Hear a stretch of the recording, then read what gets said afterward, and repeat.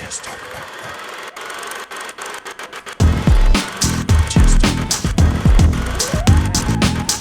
and gentlemen, welcome to the Student Universe Q&A panel. I'd like to introduce you to Zach Callison.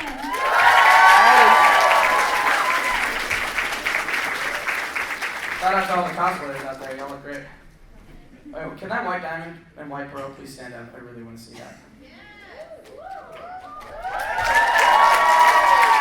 That is ridiculously awesome. Props. That's like, I think that's the first one of white diamond I've seen, so good stuff. And I've been getting around to these conventions lately, so stiff competition. What's up, guys? How's your Saturday? I know you guys are tired, but a little louder, please, for me. Okay, there's my energy.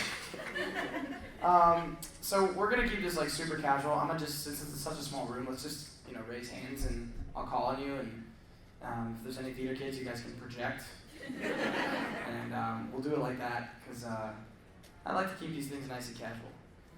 Would anyone like to begin? I know we're starting early, so no worries if you're just filing in. Start right here. What's your favorite song so far? It's over, isn't it? I have like favorite songs, and I can rank them here, and here, and then there's just that one that's far above and beyond all. And it's hard for me because like for my songs, as much as I can love performing them, if I'm going back and listening to them, it's always going to be my voice, which can be grating sometimes to your own ear. So that always wins. Right here. For one of your more recent songs, Let's Only Think About Love, how long did you have to practice to get that perfect falsetto? I mean, for that particular song, I just did like a 20-minute warm-up and came in and we did the song. But in the grand scheme of things, 13 years. And depending on how you want to do the math, because at a certain point, as you probably well know if you watch Student Universe, my voice changed, and then I basically had to start over from scratch. So after losing about an octave and a half of my range during puberty, and then I got most of it back afterwards. So I think I ended up winning the trade, but I wouldn't have been able to do Let's Only Think About Love like end of season 1, beginning of season 2. I don't think I'd just be cracking all over the place. Much more confident and comfortable with where I am now. Take one from over here, far on this side. Yeah. So, you've been doing so many episodes now. Student Universe has been going on for years. What's your voice acting journey been like from the beginning till middle till now? This is my only chance to stick with a character for this amount of time. I've done characters for multiple years, but none so regular and none so evolutionary as Steven. I really feel a kinship because we grew up alongside each other, and we have a very similar arc in life. Both had enormous responsibilities placed on us at a young age. Both dealt with a lot of things at a young age that were abnormal. And then had to deal with a lot of change at the same time, and I really felt that growing into that and dealing with those things in my own life really helped me relate what was going through Steven growing up. It was very much intertwined the whole way through, and that's a rare and unique opportunity as an actor to have something interact that closely with your life. And you have to be careful because that can be unhealthy sometimes, but in my case I think it was a good thing. Anyone else? Right here. What is your favorite episode, and also what is the favorite episode that you worked on, for you to work on your voice acting for? Yeah, favorite to work on was definitely Steven and the Stevens. It's it's a narcissistic answer, but having a conversation with myself and myself and myself and myself was a lot of fun. Especially at the end when there's 100 Stevens and they're all fighting and crying and poofing. It was very, very jam-packed session. We don't normally spend the full 4 hours on just my stuff, but we'd spent every last second trying to get everything done, no breaks. And we did in one session, but it was a minor miracle. Favorite episode to watch is either Jailbreak or Mr. Greg or Hit the Diamond. So the first two are very similar, and the last one's like, what? But I'm a big baseball fan, and the whole Bob and Earl thing, and how much cosplay and fan art has come out of that. Also, I recorded that episode with Charlene Yee, and watching her doing, it was basically her version of Steven and the Stevens doing all the rubies at once, and she was like running herself out of breath, and like, she's like, okay, can I do another take? I want to try. This is like, slow down, you got this, you're doing great. She's just so funny in the booth with how into it she gets, and that was fun to watch as well, so I think of that every time I watch it. Down in front. I know that a lot, I hope everyone's caught up. Yeah, guys, if you're not caught up, like, we're spoiling everything. if you need to leave now, do so or forever hold your peace. Okay. All right, we're in for the long haul. Okay. I know that for several years the whole Rose's Pink Diamond thing was a popular fan theory. At what point did you start cluing in that might be the case? Because I know you guys generally just get handed the scripts. You're not like getting Bibles or anything. You're getting your scripts as you get your scripts. We get the Bibles and oral reports from Rebecca whenever we ask questions, because there's a lot of stuff that I was just inquisitive about and knew far before it happened. That was not one of them, because it was something that directly related to Steven having a revelation about, so we waited until like the week before. She's like, hey, like, this is what's coming in the next episode, like, it's a big shock. And then that was 2 years ago, so I mean, we've been sitting on this for a long time. So as soon as I saw the storyboard and did the episode, I'm like, this is great, this is amazing, like, what an arc. I can't talk about this for God knows how long. So that was a little bit scary. I'm thinking I was going to accidentally spoil something. I still have that fear every time I do a panel. I have that right now. Because there's so much to spoil with how much I've recorded in advance, because we're just so ahead in animation. So that's always a looming threat. But it was very exciting at the time. So you didn't have a clue. It just That one was sprung on me. Normally, like Garnet being 2 gems, that was like known well in advance of Jailbreak. There was a certain point, we were like 8 episodes in, and Rebecca's like explaining some stuff about the nature of them, and she's like, well, there's Homeworld. I'm like, wait, what's Homeworld? And she's like, they're aliens. I'm like, they're what? So we got pretty far before that was explained to not just me. I don't think Steven had knowledge of that at the time, but to the gems. Certainly Deedee and Michaela, I don't think they knew at the time. So Rebecca's like, oh, I need to like clue you guys into this massive universe I've been crafting. So we had to sit down after a session. It was like a good 45 minutes of like us like raising our hands and like scribbling notes, and it was good. That got us up to speed initially, and then from then on it was like, ask at your own risk. Do you want to know or do you want to know? Good question. The gloved hand in the back that's just sticking out. The one behind you, but I can ask you next. What was your reaction to see kind of the fandom pursue and make theories as you know these things in advance, like with the whole, I don't know when you found out about the whole white diamond, white girl thing, but like just what are your reactions to some of the theories, especially some of the bigger, more far-fetched ones? I typically twirl my mustache and howl at the moon and cackle. I've known about the nature of like White Diamond and White Pearl and how they were first going to be introduced for a good long while as well. Because I mean, what's the name of the last episode where we left off on that? Legs. Yeah, we did Legs like a year and a half ago. So I mean that's been in the works for a while. And I've been seeing like White Diamond character design art for like 6 months before that, and was just hyped from that because hello, welcome guys. We started early. You're not late, I promise. Actually, never mind. It's 5:01. Shame.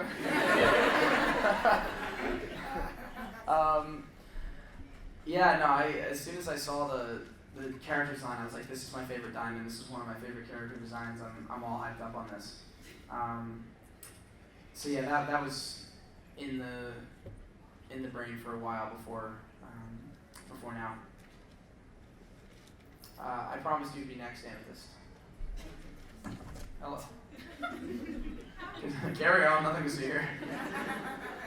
How has working with the music on the show and Rebecca Sugar influenced you yourself and your musical career that you're doing? Thank you for asking.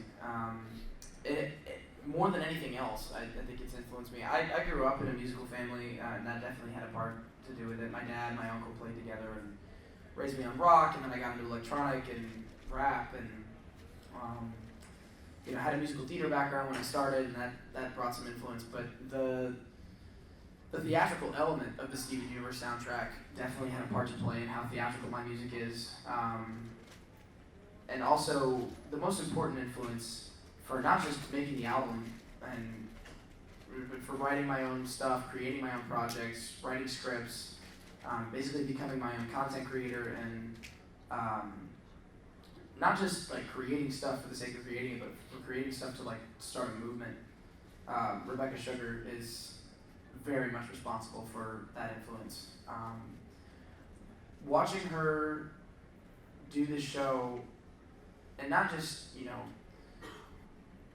build the world for the show, but for every aspect of it, and make sure that everything with the games, the books, the comics, the toys, the merchandise is all lined up and correct. And seeing how hard she worked on that, seeing how hard she fought for certain things to happen or to not be taken away or to have it be done her way, I gained this sense of wonder for her and her work, and I wanted to be like that, and other people that I knew that were like that to other degrees.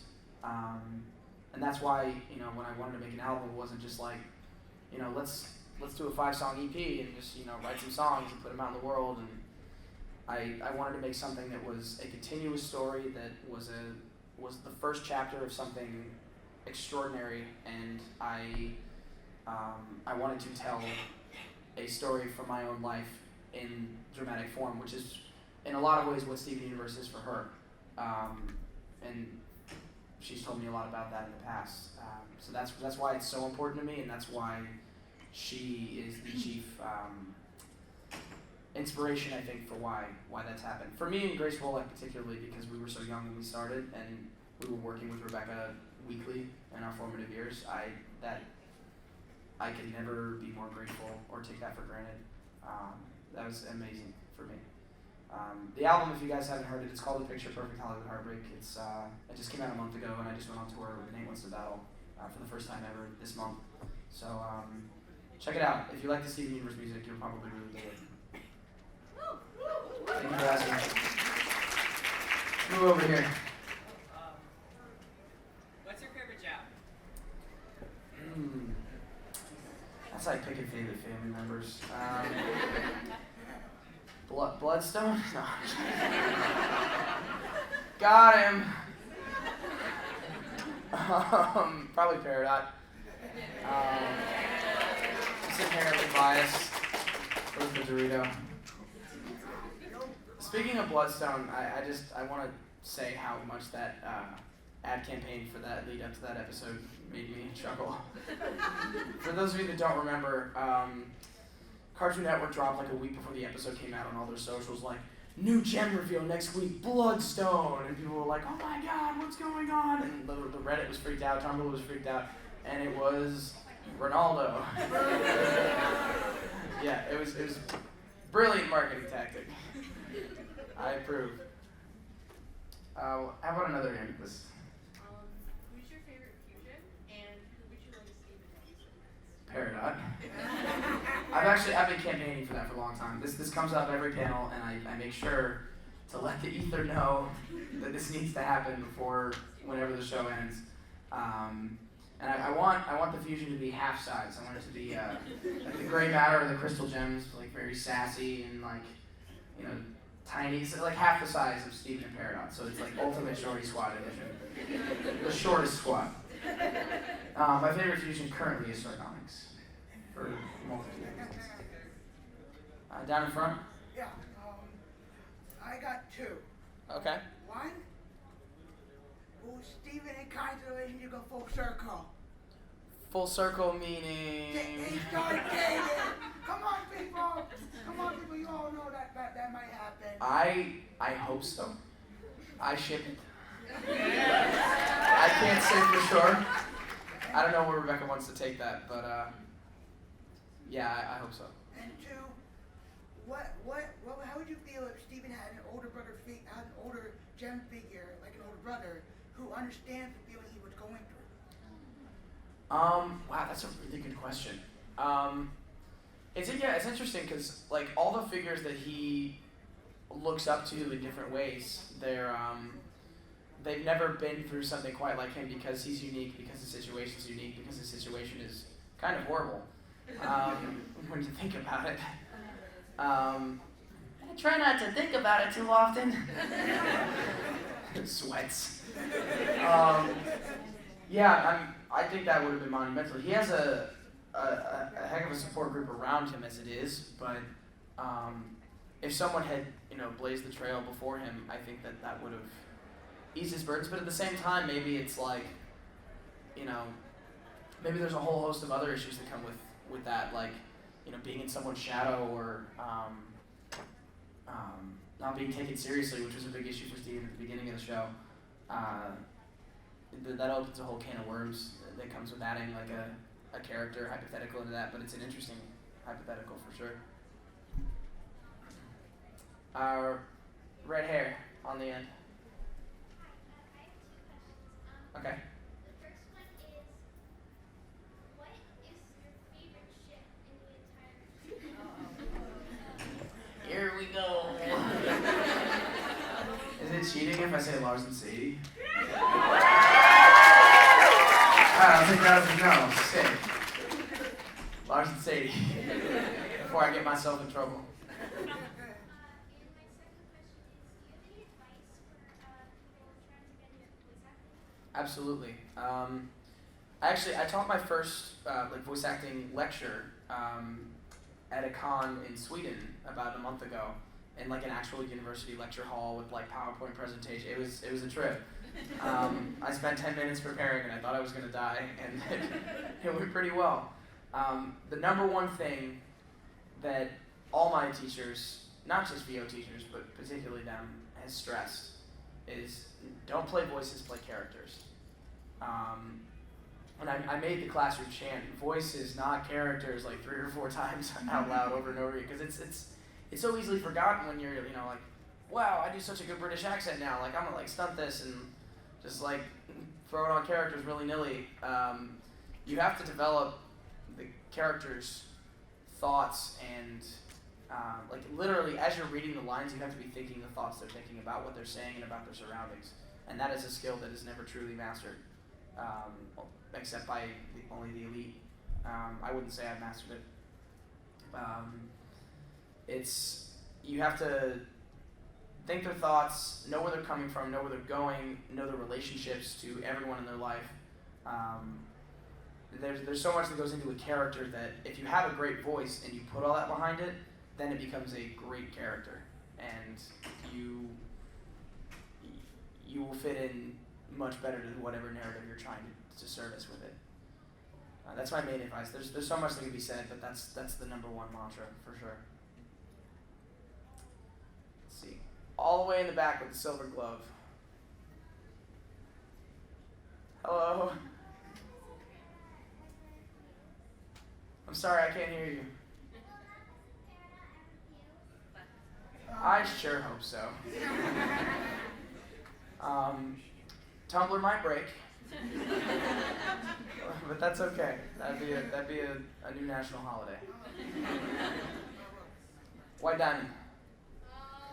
Who's your favorite human? Ronaldo. Keep Big City weird. I would answer Onion, but that boy not human.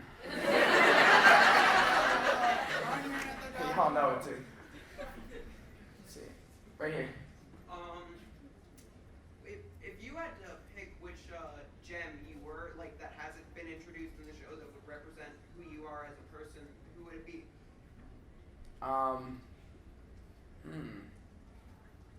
There's so many gems that are taken now over like the last like year's worth of episodes that I can't do Opal because that's been taken forever. That's my birth song. Topaz is more recently taken. And now the only things that's left are like really obscure things like watermelon tourmaline. I don't know. I guess I don't know enough about gems to like pick something that would represent my personality. Probably something darker, like a deep purple or even like an onyx or something. Who's laughing? Yeah, I'm emo like that. Deal with it. Did you see what I'm wearing? Crawling in my skin.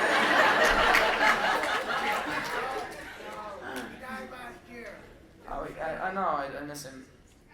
Yeah, it hurts. Right here, my man. Which musical artist would you want to work with in real life, and who would you want to guest star on the show?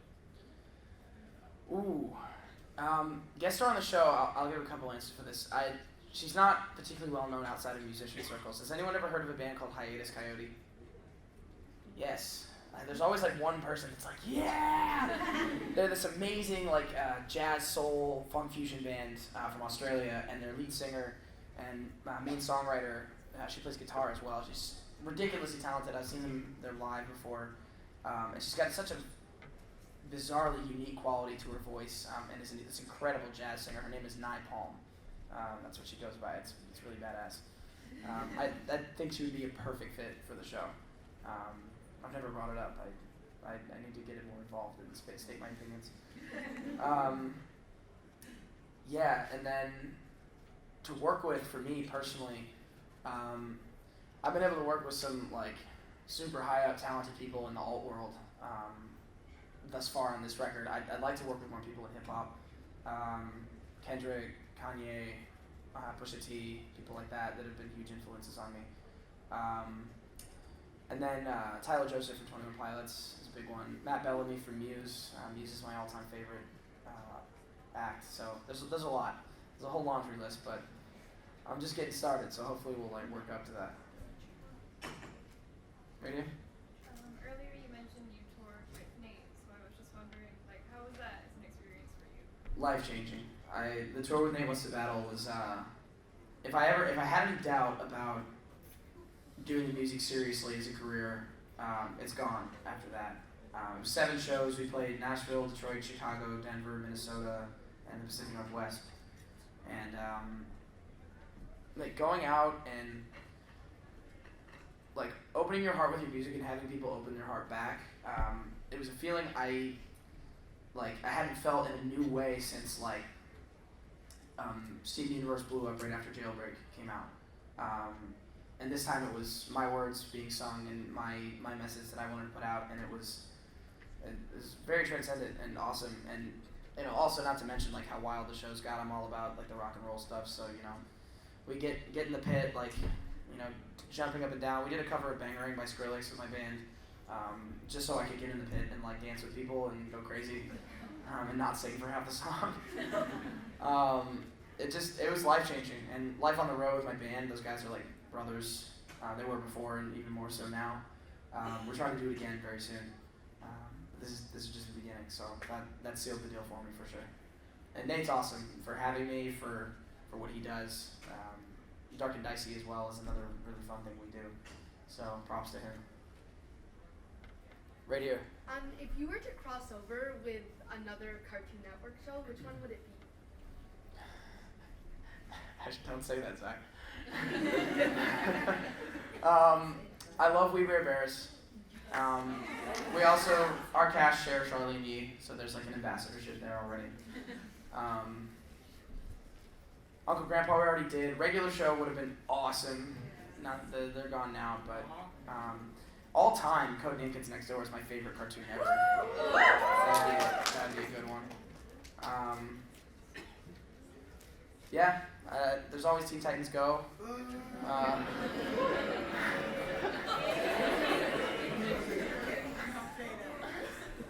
I just wanted to get a rise out of it. Don't tell anyone. Anybody else? Let's see. In the bonnet, Connie. Yeah. I actually have two questions. My first question is, how are you? I'm good. Thanks for asking. I'm managing. And my second question, if you would be able to be another character, which one would you be? In anything or in Steven? No, Steven. Or not? How could I turn down that opportunity? I mean, I would be around a lot less, which would hurt, because I want to see Shelby all the time. But I get the singers, man. Like the potential for comedy. I wouldn't do it as well as Shelby does it, but I would have a hell of a lot of fun doing it. So that gets my vote.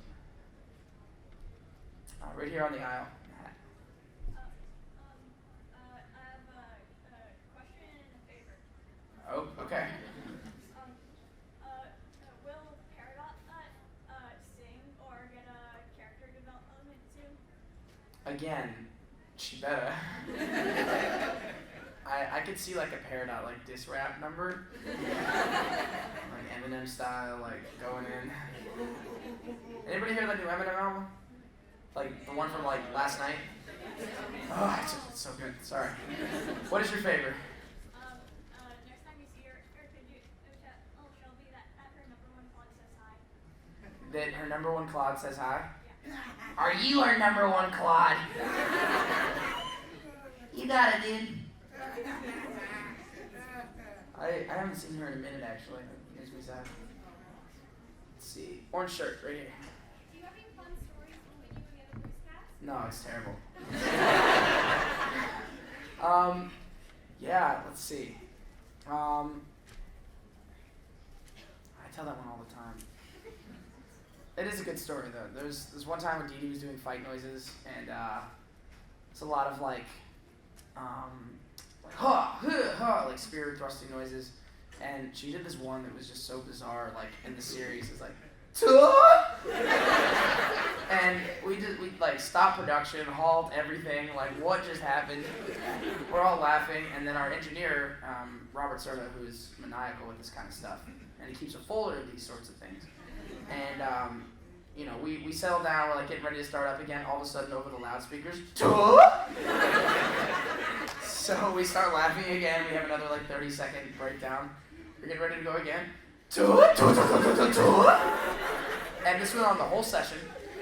We managed to get something down, I don't know how, and then he did it again next week, and it was still funny, and I still believe he has that saved somewhere. Stuff like that happens quite a bit. Another one, there was, I don't even remember what episode this is from. Steven and Connie they're like talking with their mouths full. I think it had something to do with marshmallows, and we grabbed some like fruit from the fruit tray in the green room to more accurately simulate it, and watermelon just doesn't simulate that sound well. So Rebecca and Kent are like, no, this isn't art. Like we're not capturing the essence here. So we're like, well, what do you want us to do? Like they all just sort of turn around, and Matt Burnett, one of our writers at the time, they're like, "Matt, can you go to CVS and get some marshmallows?" So he like runs out, because we got to get this done. We have like an hour left in the session. He runs, goes to the pharmacy like next door, buys marshmallows and brings them back. And I guess they don't stock normal marshmallows at CVS anymore, because he got like the novelty size ones that are like this big. Like not the jumbo, like the next size up. And we're supposed to do like Chubby Bunny, but we can only fit like 2 on each side, and I mean it worked. And that's the story of how $15 of Steven Universe budget was spent on novelty marshmallows. Let's see, right here. Will we ever see any bloopers from the voice cast? Man, we should. There's so many. So many Zach voice cracks and like the tensest of moments. There's that. There's weird fight noises. There's certain things where like they'll write in the script like to remind them of what the tone should be, but then before like of certain things, but then they'll forget to edit it out. So like it'll say like an F word in the script, where like that's what they want the character to mean, like that's the emphasis, but obviously they can't say that. so sometimes like we'll just be reading and that'll come up and then we'll say it like very quizzically so that's probably on recording somewhere. And then sometimes I get really worked up in like certain monologues, and if I like flub a word, I'll just like I'll start doing like and like do these really screwed up like Porky Pig noises. Yeah, it's a gold mine for sure. Hopefully, tweet at Cartoon Network, bother them about it. Right here in the pink diamond shirt. Out of all the gems in Steven's life, excluding Rose, which she ain't in his life.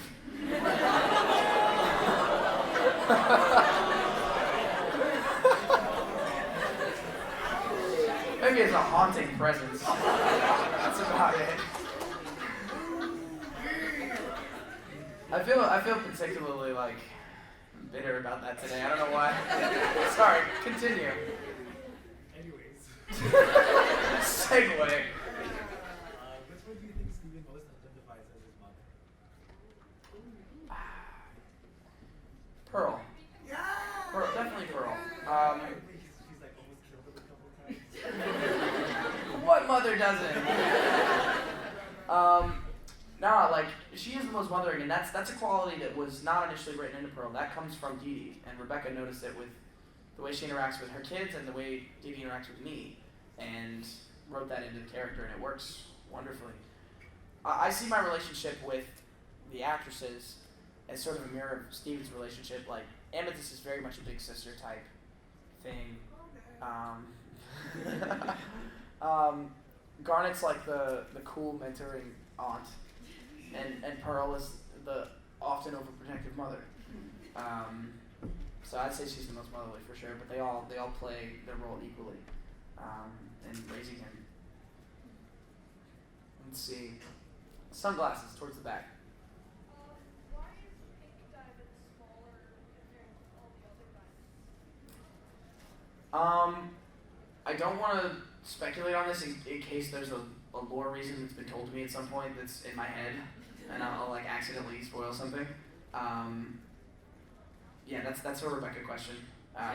She could probably answer it on a panel. I just don't want to like speak for her in something I don't know for sure.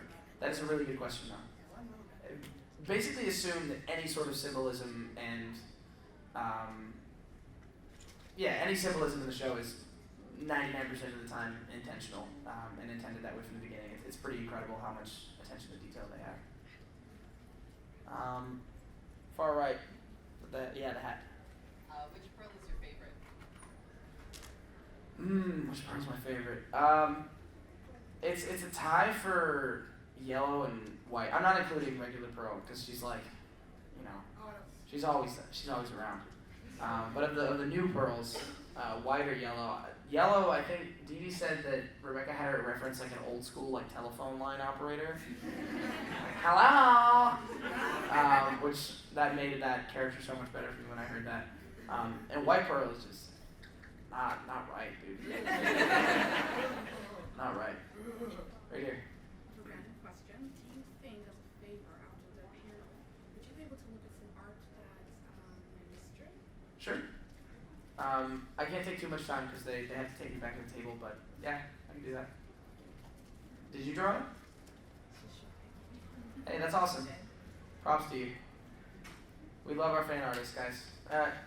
This is a show of support. Everyone in here that is a cosplayer, fan artist, does tributes to the music of the show, basically does an art tribute to the show in any way. Just raise your hand. I wrote a fan. That's amazing. That's why our fandom is tops, guys. I love that. Thank you. Right here. Yeah. I have a question. Hey, I'll give both of you guys. She doesn't have one. Okay. She was lifting it because she draws fan Well, I was pointing to her, but I'm sorry. I got you both. Okay. We got plenty of time. It's not even at the half hour yet, so we're If you've chilling. started production on the movie, I'm not sure if you have yet, has that process been any different for you as a voice actor than these like 11-minute episodes you've been doing for this series for years at this point? I don't know if I can say anything about this. I received a memo from Cartoon Network. They're like, you can say 2 things about the movie. It's good and it's a movie. That wasn't how it was phrased, but that was the message behind it. I mean, we were gone off production for a while, so just that alone will change approach, because I've grown and Steven and I sort of grow together. So if I change, Steven changes. So I'll say yes. Let's see. What area have we not heard from in a while? Right, you, yeah, on the end. What's your favorite part about being a voice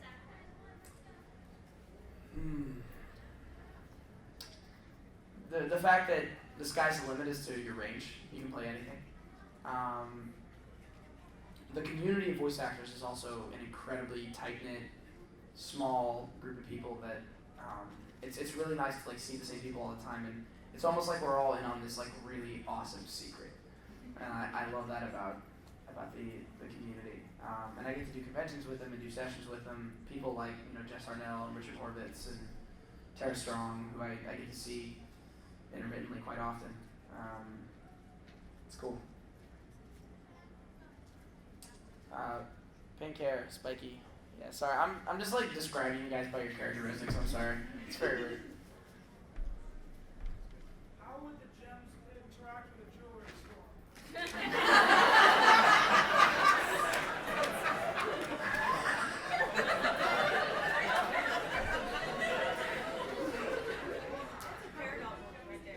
Oh no! Y'all know who that is. Garnet would probably just bling out and put some stuff on. Amethyst would just eat something. That's cannibalism. Peridot would try to revive them in some way. These gem forms don't show any activity of life. Something's fishy. Excellent question. Never been asked before. That's a highlight. Thank you. I forgot to have you ask your question. It's okay. I was just wondering, since there's a lot of really crazy and wild theories out there in the fandom, if you have a favorite sort of conspiracy. Now that Onion is Yellow Diamond is looking unlikely. Sneeple is a favorite of mine. Not the one from the show, the actual fan theory that was adapted from Ronaldo's Snake People theory and turned into an actual explanation as to why Steven Universe is Steven Universe. It encompasses everything. If you guys were wondering what's going to happen at the end of the show, read no further. We got you covered. Sneeple is canon. It's pretty brilliant. I haven't read any of the serious ones in a while, so I need to catch up on those. In the back. Yeah. I was wondering, I don't know if you're allowed to answer this, but If you have to ask, probably not. But proceed. out of all the moments that have been censored out of the show in various viewings in other parts of the world, what moments were you most disappointed with? Oh, moments I was disappointed with the show so far?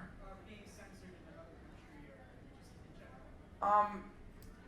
Anything with Ruby and Sapphire. And just the show being outright banned in 9 countries is pretty whack. I was in talks to do a possible convention appearance in South Africa, and they're like, oh yeah, we probably won't know. They won't know the show because it's banned in Kenya, which they share a lot of their TV stations with. I was like, wow, that never occurred to me, but that's really messed up. So yeah, it's quite a common theme around the world. I hope that the world is not that way forever, but we have a lot of work to do. Let's see. Let's hear from you. Lapidot or Amethyst? Oh, here we go. See, he saw me dodge the other shipping question earlier. He's like, I'm gonna just come out swinging. Lapidot. Nope. Nobody come at me on the internet. It's my private opinion. All ships have value to someone. Even the crying breakfast friendships. Who knows? On the end here. Hi. Hi. If you could have Steven fuse with any human, who would it be? And if you could fuse with anyone, who would it be? Oh, besides crying, of course. For Steven, man, there's so many possibilities. Like, from like a relationship standpoint, Steven and Petey would be really cool, like a buddy episode. I'm just trying to imagine like Steven and Ronaldo, Steven and Mayor Dewey. Lars. Oh, I didn't even think about that. Yeah, that's tops. That's great. Steven and Lars. I'm gonna answer that actually. Thank you. Let's see. The brown hat. Of any of the fictional alien species, which one would you like to see in Steven Universe, even if it can't happen? Like from any like universe? Yeah. Something from Mass Effect. I'm a big Mass Effect nerd. Also, I'm realizing I didn't fully answer your question, so give me a sec. I'll get back to that. The Krogan from Mass Effect would be really funny. Gems would be in deep trouble. They're very aggressive. Yeah, so the person I would fuse with in real life, probably my homie Garnet. We get into the dumbest situations together, and it's such a beautiful friendship. Same with my homie Andy, but like he's very like by the books. He's a military guy, so that would like if I needed to get like into a fight, that would be my go-to. But if I'm just trying to like, run barefoot on the beach and like catch butterflies, it's me and G all the way. I'm gonna call him after this and tell him that. The bromance is alive. All the way in the back, the red sleeve. Yeah.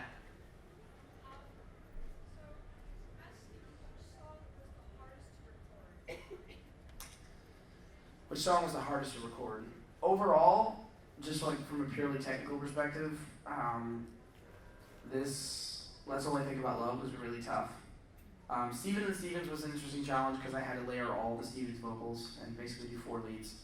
And then Strong on the Real Way was really hard for me because I was like smack dab in the middle of my voice changing, and I love that song and I can't listen to it because it reminds me of that.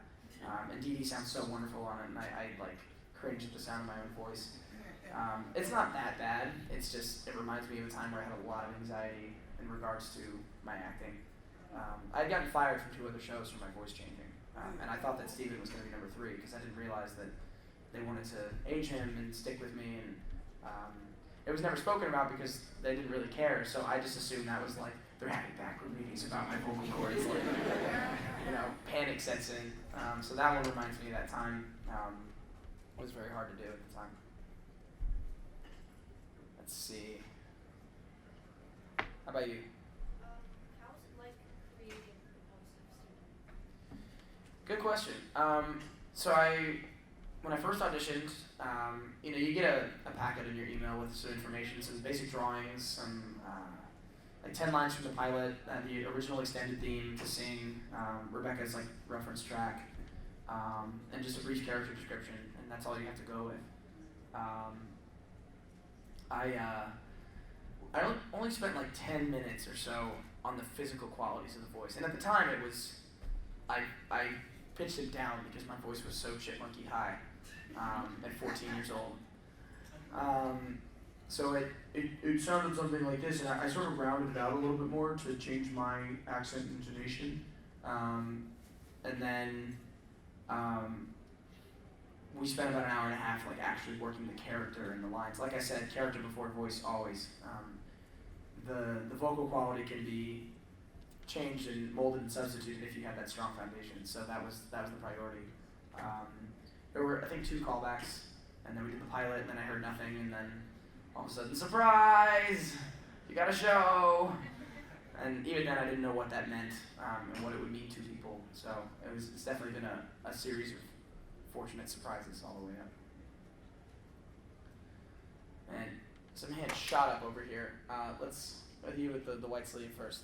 I have 2 questions. All right. One, who is the saltiest character in Steven Universe? Is that even a question? Legit, Deedee at a con one time, she had this like person come up to her every day and just drop off salt packets at her table. It was masterful, and she didn't understand because this was pre MomoCon 2017 where we like educated Deedee on meme culture, so she had no clue what was going on. It's very unfortunate. By the way, if you get a chance, we did a panel with Mackenzie Atwood called the Pearl Secret Rap Career Panel at MomoCon 2017. It is one of the best pieces of Steven Universe content on the internet. It is something else. We talk about Secret Rap Career in the context of it. We announced Steven's Secret Rap Career before that came out, but the bulk of the panel was a curriculum that Mackenzie had prepared about educating Deedee on meme culture, which had come from me trying to like explain it over the past 6 months, and like I'm into some like really like weird meme stuff, like deep fried, unintelligible, like surreal garbage. So trying to like translate I speak stupid. Yeah, trying to like explain that. Like the first meme I showed her, like the most basic meme I could think of was Robbie Rotten, which is not. That's an advanced meme. And that requires like 10 years of like internet context to understand why that's funny. So Mackenzie prepared this masterful curriculum where basically she starts with a regular meme and then like shows the Steven version of it and explains why it's funny. It's just an amazing panel. It's one of the funniest experiences of my life. Please go watch it. You had a second question. What episode made you the most emotional? I'm gonna go with Storm in the Room, because there's a lot of episodes that have just made me like flat out like cry for different reasons, but that one disturbed me on a level that like there's like Fribo disturbing, which is like gross and horrifying, and then there's like disturbing in the sense that you feel like dread when you're doing it, and that was Storm in the Room, obviously, because something's very wrong the whole episode, even though Steven's desperately pretending that there's not. Let's see, who we've not heard from. We haven't heard from you, right? Do you have any favorite stories about fan interactions? I mean, the Salty Pearl thing is pretty good. Yeah, okay, this is a long story, but I'm going to summarize it as quickly as I can. So, when I was 5 years old, we're going way back, I was at my friend's birthday party. He threw up in the food court at the mall. That has nothing to do with the story, but it sticks out on my mind.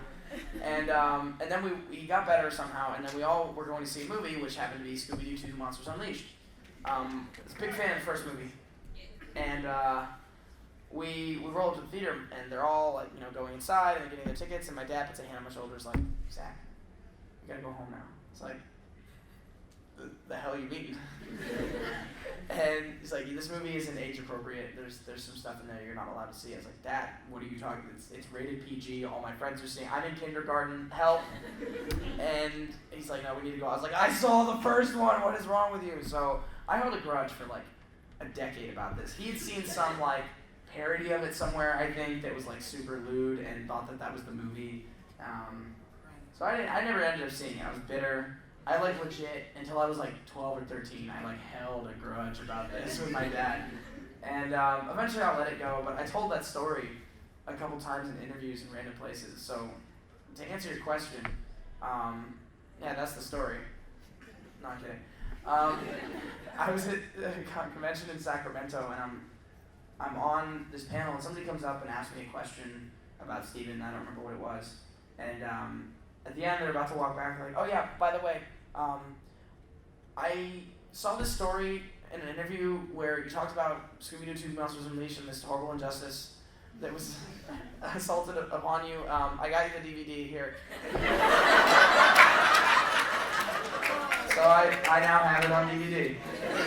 then all is right in the world. So I hate to cut in here, but just so you know, you have about 10 minutes left. Thank you. Whoa. Time flies when you're having fun.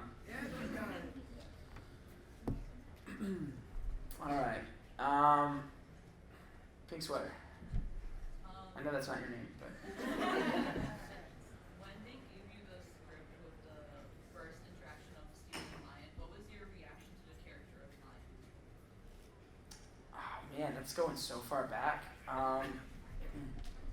It's like, cool, cartoon lion. Like, to me at the time it was like, oh sick, like they're giving me like a dope pet for like, you know, cute cartoon character purposes. Because at the time I didn't realize what I was working on. I didn't realize I was working on this like a space opera, like emotional musical that was going to twist the fabric of reality.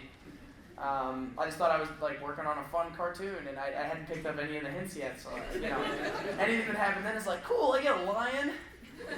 Wait, they're aliens. Oh, wait, my mom wasn't a good person. Oh. So yeah, that was probably my reaction at the time. I was also like 15 and looked like I was 12, so I was basically Steven at the time. So it just, in the first like 10 episodes, if Steven reacts to something, and that's how I reacted. It was all very intertwined. Let's see, you behind Pearl. Yeah. Okay, so Steven Universe, the show, in the original first season, it was more like focused on like sort of the comedy, and each episode was sort of its own plot, and then it sort of transitioned into like a more like story-driven show with like character development and everything. Right, they tricked me. Sorry. What's your thoughts on the whole transition between the sort of the first season sort of storytelling format and these sort of the second season focuses on sort of story format? It definitely like it makes the show a slow burn to begin.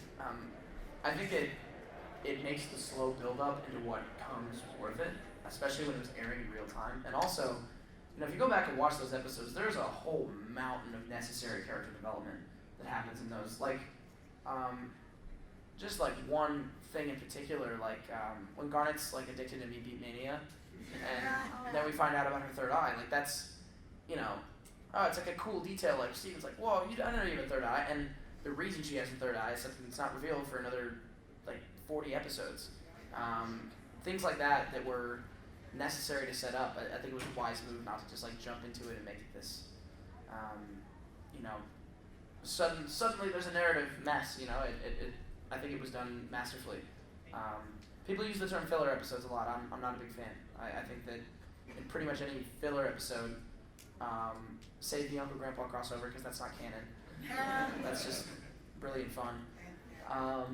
There's some bit of exposition or character development that is very important to the narrative.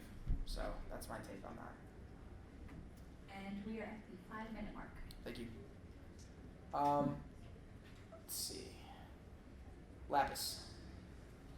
Yeah.